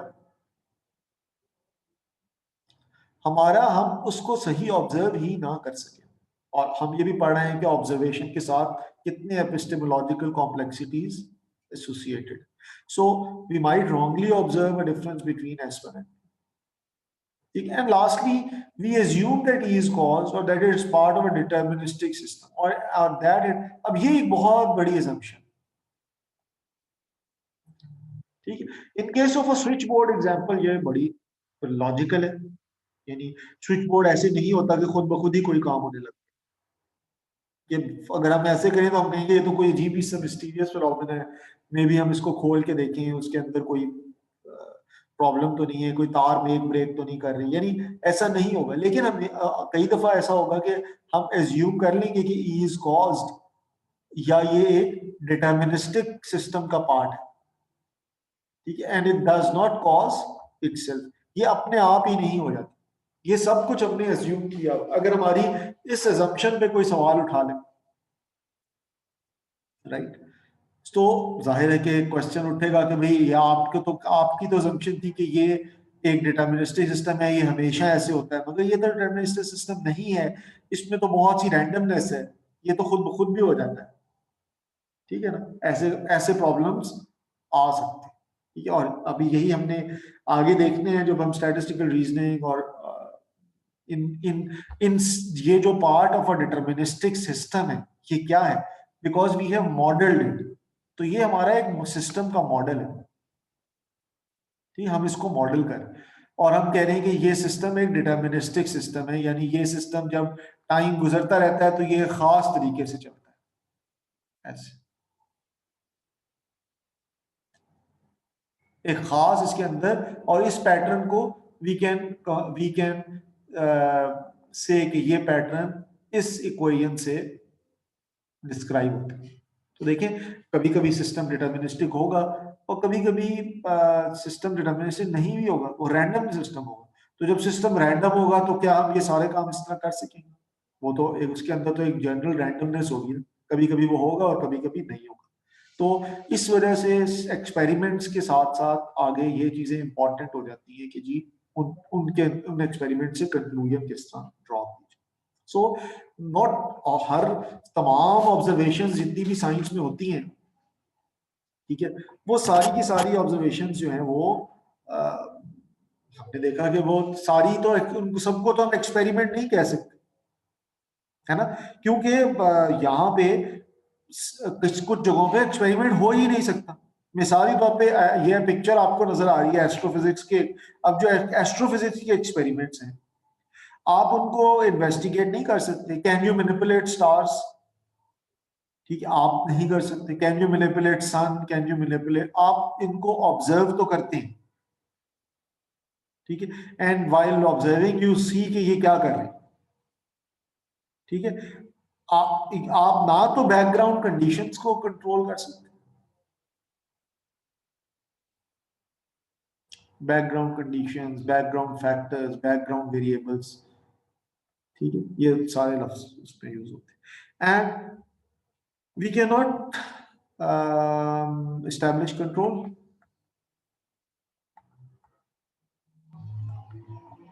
तो आपकी पूरी इंटरवेंशन, मैनिपुलेशन, ये सारी चीज तो वहीं पे बैठ गई ना, ठीक है। So this is sometimes it's a physical impossibility. कभी कभी ऐसे होगा कि जी इसकी रीजंस क्या हो सकती, ठीक, simple physical impossibility, it's impossible ना, कर ही नहीं सकते, अभी तक तो नहीं कर। तो ये देखिए, जब से दुनिया बनी है, लोग human beings are trying to establish control over various factors, और आपने देखा कि बहुत सी चीजों के ऊपर उन्होंने अपना एस्टैब्लिश कर लिया कंट्रोल, ठीक है। And secondly we have sometimes it's very expensive, उसकी कॉस्ट इतनी ज्यादा है कि वो कॉस्ट हम चाहते हैं वो हम उसको इनकर ही नहीं कर सकते, then sometimes it's unethical, illegal. जैसे हमने बात की थी, अब आप you can't establish control over human body in a way to manipulate, ठीक है। आप अपनी वैक्सीन को इस तरह टेस्ट नहीं कर सकते कि इंसानी जिस्म को आपके काबू में हो, you control all the background conditions. Let's say I want to see कि जी जब इंसान को करंट लगता है तो कितना उसके जिस्म के साथ क्या होता है। So the obviously I can not go about producing situations जिसमें मैं उसकी बॉडी को करंट लगाऊं एंड देन आई ऑब्जर्व कि उसकी बॉडी को क्या होता है। I have to do it with some other means. वो अदर मींस क्या है? I would use some mathematical principles. मैं देखूंगा कि जी बॉडी की रेजिस्टेंस क्या है, बॉडी की रेजिस्टेंस जो है वो इतने ओहम है, इसमें से इतना करंट गुजरे तो रेजिस्टेंस के साथ क्या होगा, इसको कार्डियक अरेस्ट कब होगा, यानी that is the all thing. ये और these kind of reasoning have to be employed to reach the conclusions, not experiments. इन कामों के लिए एक्सपेरिमेंट तो हमारे पास बहुत से ये चीजें, impossibility, expensive, illegal, unethical, and we are, ये ऑब्जर्वेशनल स्टडीज जितनी भी होती हैं हमारे पास, मिसाल के तौर पे आप हमारे पास इन ऑब्जर्वेशनल स्टडीज को हम कई तरह से डिवाइड करते हैं, यानी नॉन एक्सपेरिमेंटल एम्पिरिकल प्रैक्टिसेस आप कह सकते हैं तो एम्पिरिकल, यानी उनमें तजर्बे की सी खासियत है, लेकिन वो तजर्बा नहीं है जिसको हम तजर्बा कह रहे हैं, यानी इसको हम कहना चाहिए साइंटिफिक एक्सपेरिमेंट नहीं है ये, जिस मोड में हमने पढ़ा है। However it is sort of experimentally conclusive, experimental in nature, ठीक है, यानी उसमें कुछ factual empirical sort of thing तो है, but it's not experimental in a sense कि वो हम उसके अंदर एक्सपेरिमेंट की वो 3 कैरेक्टरिस्टिक्स हो जो हमने पढ़ी, कंट्रोल, मैनिपुलेशन और इंटरवेंशन। सो अब देखिए इस केस में अब ये एक ऑब्जर्वेशनल स्टडी है और इसके अंदर हम क्या चाह रहे हैं, इसके अंदर हम ये चाह रहे हैं कि जी हम ये देखना चाह रहे हैं कि हमारा जो हाइपोथेसिस था, यानी अब मैं बार बार हाइपोथेसिस फ्रेम नहीं करूंगा, ये काम हमने बहुत दफा कर लिया। आई एम जस्ट सीइंग के हाइपोथेसिस जनरली क्या कह रहे हैं। सो क्योंकि हम जाहिर है हर एक्सपेरिमेंट को डिटेल में तो नहीं देख रहे, ना ही हम उस पर रिसर्च कर रहे हैं। सो हमारा हाइपोथेसिस जनरली क्या कहता है, जो भी वो कहता है उसकी वजह से वर्कर्स की wages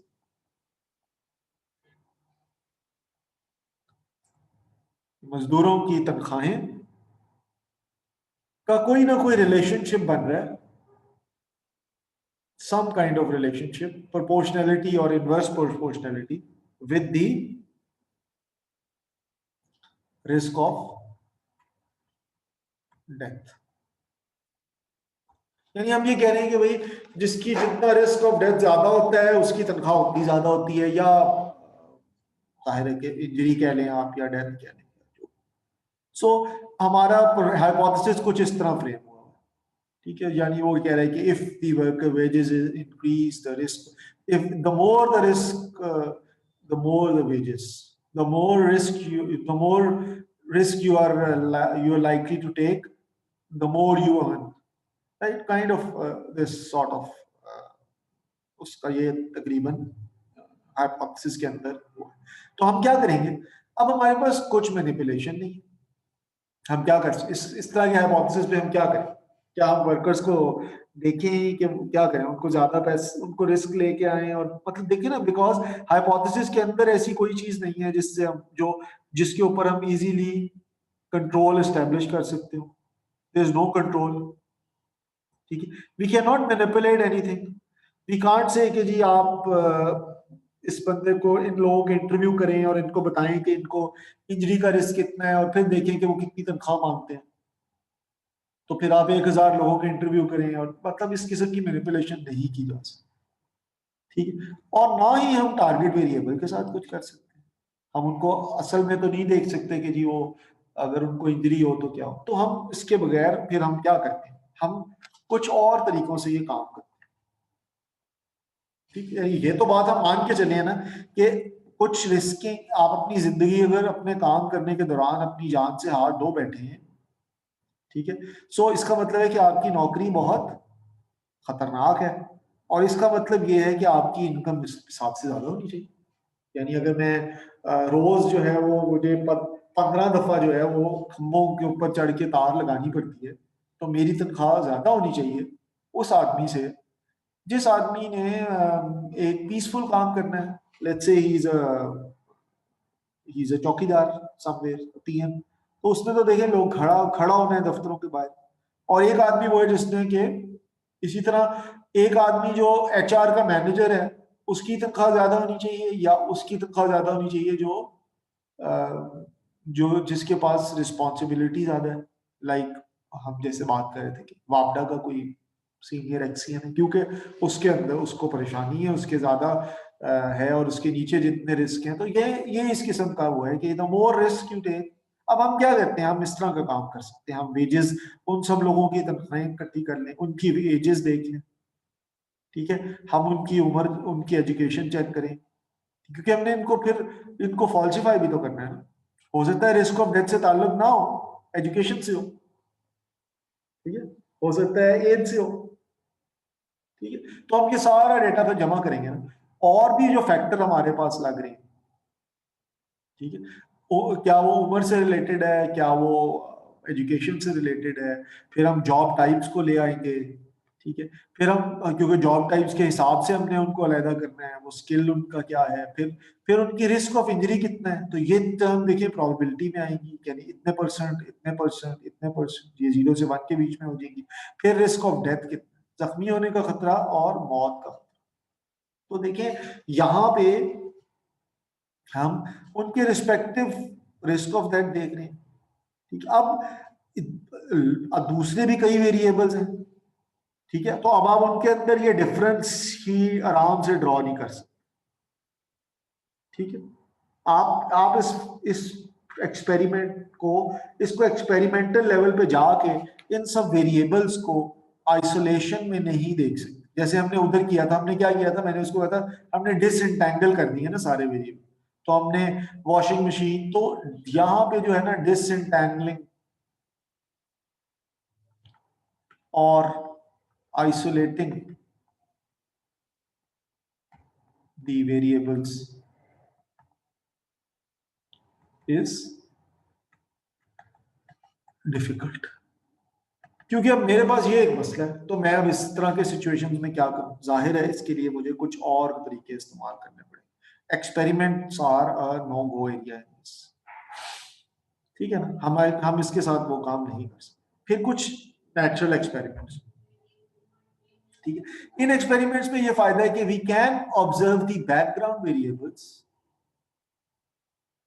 but we can not manipulate और इंटरव्यू। मिसाल के तौर पे ये जो डॉक्टर स्नो जो है, ये जो ब्रिटेन में the person whose picture is shown, ये 19वीं सदी में लंदन में हैजे की वबा फैली और इसने पहली दफा ये मेथड ऑफ इन्वेस्टिगेशन डेवलप किया। यानी ही सेड, ठीक है, सोहो में ये फिरता रहा और इसने कहा कि जी consider it a natural experiment. यानी इसको आप यूं कह लें कि ये एक कुदरती तौर पे एक तजर्बे के लिए आपको कुदरत ने एक तरीका दे दिया।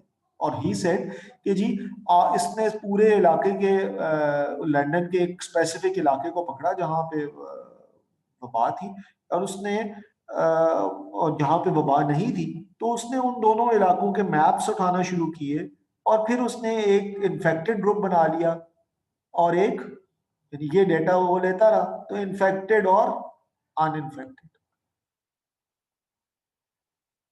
इस तरह उसने डिवीजन कर लिया।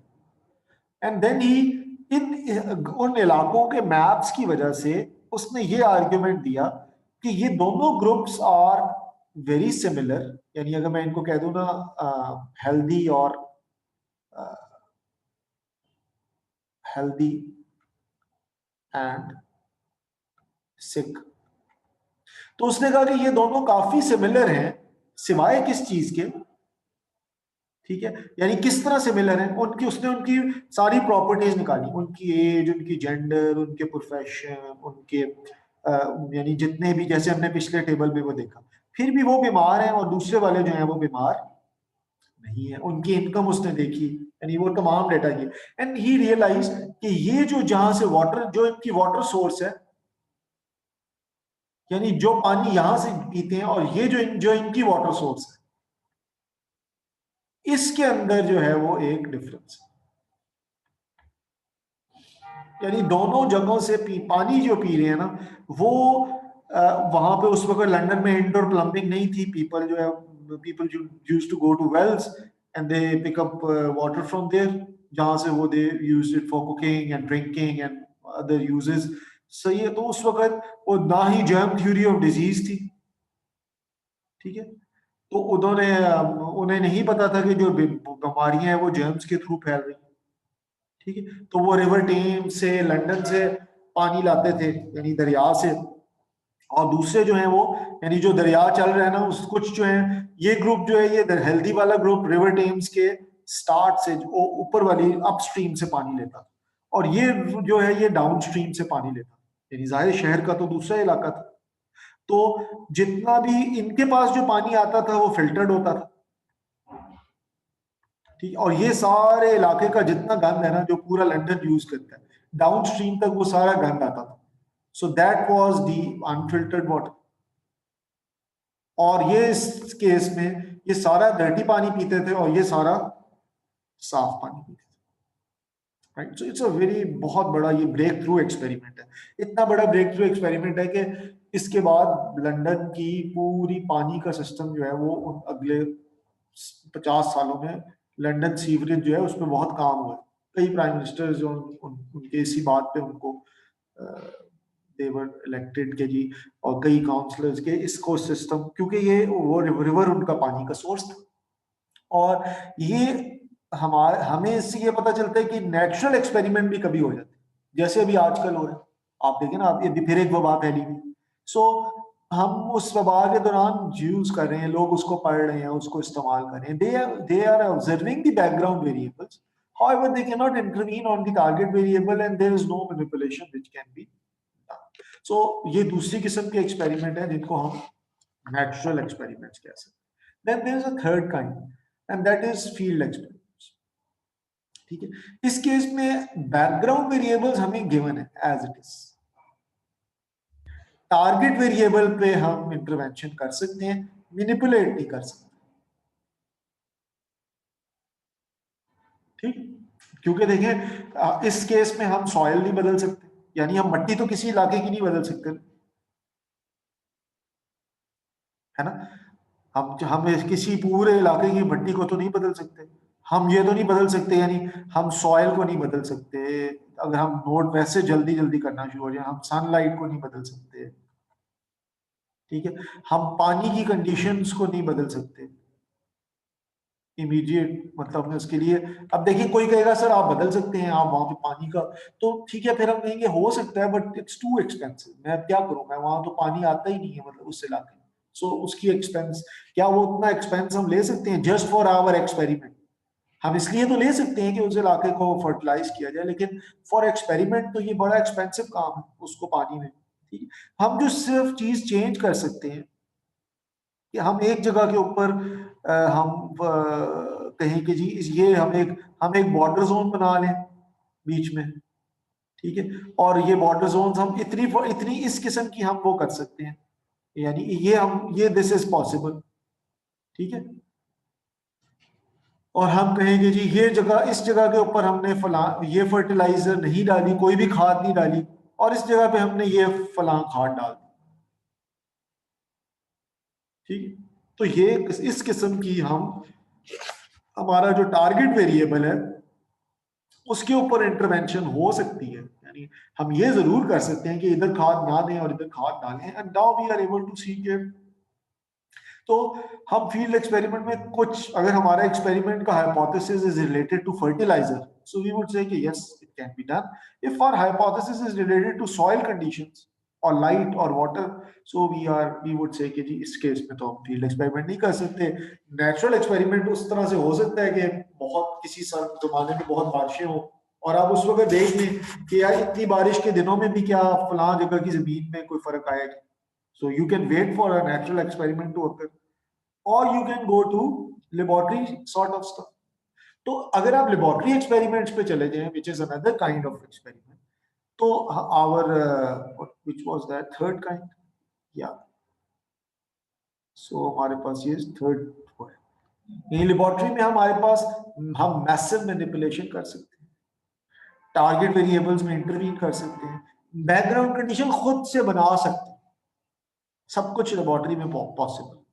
अब ये देखें, अगर if I would suggest to you must rather do it, not a homework, but you must go and read about Tesla's experiments.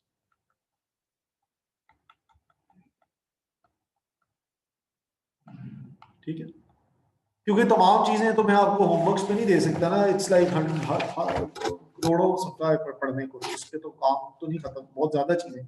But you just, this is very fun reading. So you can go to YouTube or you can even go read a good article जिसमें आप ये देखिए कि Tesla ने क्या experiments किए. ठीक है, अमेरिका, एंड ये उसकी एक रियल पिक्चर है. यानी हजारों वोल्ट की इलेक्ट्रिसिटी, ठीक है, और उसकी कॉइल्स के एक्सपेरिमेंट, यानी टेस्ला के बहुत से एक्सपेरिमेंट तो ऐसे हैं जिनको उधर ही खत्म कर दिया गया उसके ऊपर. यानी इसने इलेक्ट्रिसिटी पे इतना ज्यादा काम किया, यानी इलेक्ट्रिसिटी की फ्रीक्वेंसीज पे, wireless movement of wireless transmissions के ऊपर, ट्रांसमिशन लाइंस के ऊपर, यानी ये जो आपको आज सारी सेफ बिजली मिल रही है. और ये इसमें टेस्ला का एक बुनियादी किरदार है. So this was his lab, right? And this is he's sitting in his lab and very very dangerous experiments. यानी ये निहायत, इससे ज्यादा खतरनाक तजुर्बात दुनिया में कहीं नहीं हुए बिजली के ऊपर. He was really a very very novel experiment. अगर आप मुझे सबसे यूनिक एक्सपेरिमेंट है तो one of the name is Tesla. Right? So I would suggest कि just go back और देखें कि असल में जब ये लफ्ज लिखा गया ना, massive manipulation, तो इसकी एक्सटेंट जो है वो कितनी, क्या ये बात है कि कितनी मैनिपुलेशन पॉसिबल, राइट? सो हम टू फिनिश दैट आज का लेक्चर हम इस पे रोकते हैं, एंड वी जस्ट सी के जी एक्सपेरिमेंट्स जो हैं वो सिमुलेशंस जो हैं, यानी सिमुलेटेड एक्सपेरिमेंट्स जो हैं, वो अगर आप देखिए तो हमारे पास ये एक आई जस्ट हैड मैंने एक वीडियो आपके लिए रखी थी इसके अंदर, एंड इसको just go and watch that video के हमारे पास जो सिमुलेशंस हैं, that is the third thing, यानी ये जो सिमुलेटेड एक्सपेरिमेंट्स हैं जिसमें हम आप सबको नजर आ रही है वीडियो? है आपको वीडियो नजर आ रही है? Yes, sir. Yes, sir, आ रही है. तो देखिए मैं थोड़ी थोड़ी बीच में आगे कर दूंगा, and I pause and I start speaking, ताकि आपको मैं समझा सकूं कि क्या हो रहा है. So this is a very interesting channel, 3 blue 1 brown, ठीक है, one of very my favourite channels, और ये मैथमेटिक्स के ऊपर और चीजों के ऊपर, he is a very he is a Stanford mathematician, और now he's saying teaching what is, it's just a short video of 20 minutes कि how this is another kind of experiment जिसको हम ये कहते हैं कि जी simulations है ना, यानी और आपके लिए बहुत इंटरेस्टिंग है, and that's why I included it कि आप देखिए कि अब यहाँ पे आपको ये दिखा रहा है कि एक्टिव केसेस कैसे चेंज हो रही है, और 3 कंपार्टमेंट्स बनाए हुए हैं. ये इन्फेक्शियस कंपार्टमेंट्स, यानी ये वो लोग हैं जिनको इन्फेक्शन किसी भी एपिडेमिक के दौरान उनको इन्फेक्शन हो गया. ये वो लोग हैं जिन सबको इन्फेक्शन हो सकता है, मिसाल के तौर पे किसी मुल्क की पूरी आबादी, या किसी शहर की आबादी, या किसी मोहल्ले की आबादी. और ये वो लोग हैं जो कि इस वक्त बीमार हैं, और ये वो लोग हैं जो बीमारी से ठीक होते चले जा रहे हैं, यानी ये दे आर बीइंग रिकवर्ड और रिमूव फ्रॉम. तो अब आप देखिए क्या होता है.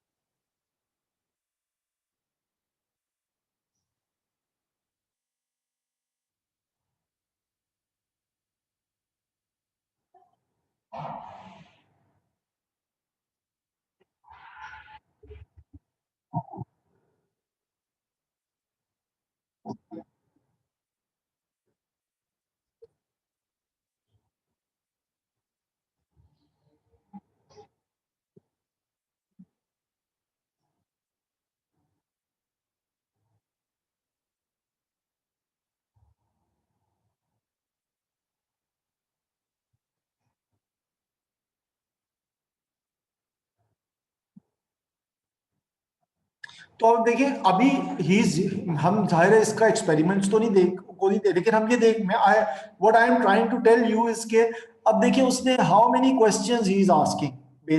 वो ये कह रहा है कि क्या सोशल डिस्टेंसिंग से कितना फर्क पड़ेगा, क्या लोग सोशल डिस्टेंसिंग से जब थक जाएंगे तो क्या होगा, यानी ये सारे सवाल बेसिकली मुख्तलिफ छोटे छोटे इनके बीच में इनसे हाइपोथेसिस ड्रॉ होते हैं ना इन क्वेश्चंस. यानी वो ही इज आस्किंग के अगर फर्ज कीजिए अभी शुरू में तो बड़े लोग सोशल डिस्टेंसिंग कर रहे हैं, फिर अगर वो थक जाएंगे तो क्या होगा, क्या वो मार्केट प्लेसेस पे सेंट्रल प्लेसेस पे जाएंगे तो क्या होगा. और राइट साइड पे आप देखिए ये सिमुलेशंस उसको गाइड कर रही हैं कि ये इन सब सवालों के पॉसिबल आंसर्स क्या होंगे. तो देखें सोशल डिस्टेंसिंग के फैक्टर चेंज हो रहे हैं, 100% ऑफ द पॉपुलेशन रखी गई है. ठीक. सो देखिए इन्फेक्शंस बढ़ती जा रही हैं जब वो चेंज करता है उनको, जब उसके अब देखिए ही सेइंग कि अगर आपके पास,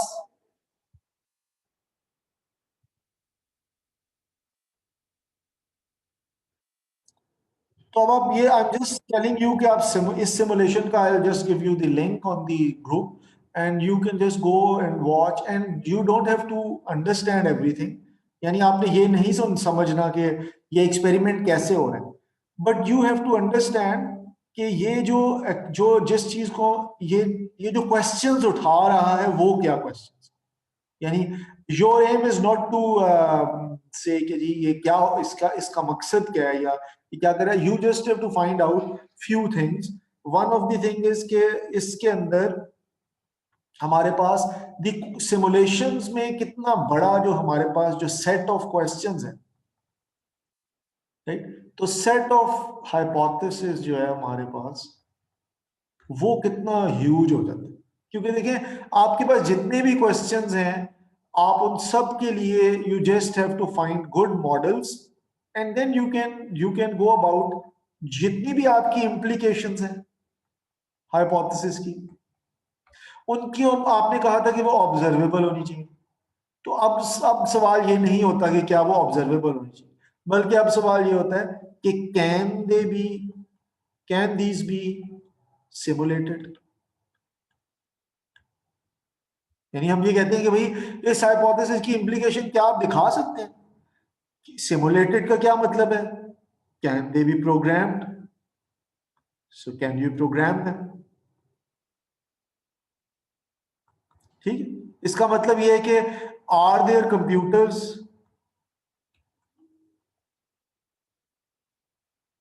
जो which can handle these simulations। जाहिर है अगर आप पूरे मुल्क की आबादियों को भी मूवमेंट का, नेटवर्क ट्रैफिक का भी डेटा ले रहे हैं तो डेटा भी तो बहुत बढ़ जाएगा। सो आपको जाहिर है सिमुलेशंस के लिए अच्छी लैब्स चाहिए होंगी, अच्छे कंप्यूटर्स चाहिए होंगे, अच्छी फास्ट कंप्यूटर चाहिए होंगी, कंप्यूटिंग कैपेबिलिटी चाहिए होगी, हाई परफॉर्मेंस कंप्यूटिंग चाहिए होगी, पैरेलल कंप्यूटिंग चाहिए होगी, क्लस्टर कंप्यूटिंग चाहिए होगी, क्योंकि आप जाहिर है जब आप वो इम्प्लीकेशंस दिखाना चाहेंगे on computer software, so you will have to have the requisite technology to do that। और फिर जब इनकी इम्प्लीकेशंस के बाद आप आगे चलेंगे, ये यानी कि ये सारा मेथड जो HT मेथड है ये सिमुलेटेड एक्सपेरिमेंट्स में तमाम सॉफ्टवेयर की तरह होने लग पड़ेगा, यानी ये दोनों काम तो होंगे। और ये चूंकि ये जितनी टेस्टिंग है ये भी आपकी इस टेस्टिंग का मतलब भी यही हो जाएगा ना, यानी यही तो वो एक्सपेरिमेंट है, यानी ये कंप्लीट टेस्टिंग ही आपको। अब आप मैनिपुलेशन कैसे करेंगे? आप कंपार्टमेंट चेंज करेंगे, सोशल डिस्टेंसिंग के फैक्टर चेंज करेंगे, तो ये जितने वेरिएबल्स हमने देखे थे ये सारे वेरिएबल्स आपके मॉडल के पैरामीटर्स बन जाएंगे, है ना? यानी आपके पास मॉडल पैरामीटर्स आ जाएंगे ए बी सी अल्फा, आप उनको चेंज करते जाएंगे and you will be able to see के इन इम्प्लीकेशंस के ऊपर ये जो आपके हाइपोथेसिस हैं इनके ऊपर क्या फर्क पड़ा है, क्या ये कंफर्म हो रहे हैं, क्या ये फॉल्सिफाई। सो आई होप आपको थोड़ा सा जज हो गया कि सिमुलेटेड एक्सपेरिमेंट्स का जनरली क्या मतलब है, क्योंकि ये आप लोगों से बहुत ज्यादा लिंक्ड है। As computer science graduates you have to do that, eventually you will have to indulge into simulated experiments, you will seldom indulge into real experiments। बहुत कम लोग होंगे आप में से जो रियल एक्सपेरिमेंट्स करेंगे, बिकॉज आप इंजीनियर्स या साइंस उस तरह से फिजिक्स तो नहीं है। तो that's why you should have a more focus on simulated experiment, but while doing that you should miss these principles, क्योंकि हमेशा आपको कहा जाएगा कि जो आपकी सिमुलेशंस हैं उसके ऊपर फिर जो हमने प्रॉब्लम्स पढ़े थे ना ये प्रॉब्लम्स जो है ना ये प्रॉब्लम्स सिमुलेशंस में बहुत बढ़ जाएंगे। यानी सिमुलेशंस में क्वेश्चन किस चीज पे आएगा? आपके मॉडल के ऊपर आएगा, राइट? सो हम नेक्स्ट टाइम ये देखेंगे कि पहले मॉडलिंग पे जाने से पहले we would ask this question कि एक्सपेरिमेंटल एरर्स क्या होते हैं, and in the next lecture, after next lecture जब हम एरर्स को भी देख लेते हैं तो हमें एक कंप्लीट आइडिया हो जाएगा कि एक्सपेरिमेंटल एरर्स और एक्सपेरिमेंटल मेथडोलॉजी कंप्लीटली क्या होती है।